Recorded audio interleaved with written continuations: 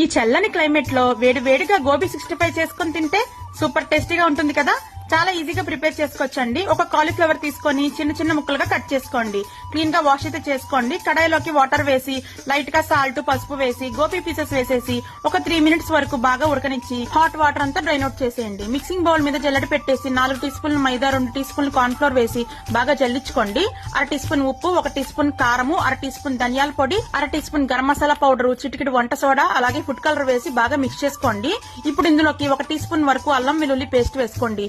కొత్తిమీర వేసి బాగా మిక్స్ చేసుకోండి. లైట్ లైట్ గా వాటర్ జల్లుకుంటూ పేస్ట్ అయితే ఈ విధంగా మిక్స్ చేసుకొని ముందుగా ఉడికించి పెట్టుకున్న గోబీ పీసెస్ వేసేసి మసాలా బాగా పట్టించి సైడ్ కుంచుకోండి. స్టవ్ వెలిగించి కడాయి పెట్టుకుని డీప్ ఫ్రై సరిపడా ఆయిల్ వేసుకోండి. మీడియం ఫ్లేమ్ మీద మసాలా పట్టించిన గోబీ పీసెస్ వేసేసి డీప్ ఫ్రై చేసుకోవాలండి. క్రిస్పీగా వేయించుకొని టిష్యూ పేపర్ లోకి తీసేసుకోండి. మిగిలిన పిండిలోకి జీడిపప్పు వేసి వేయించుకోండి. అలాగే పచ్చిమిరపకాయలు, కరివేపాకు వేయించి దీని మీద యాడ్ చేసి వేడివేడిగా లాగించేయటమే.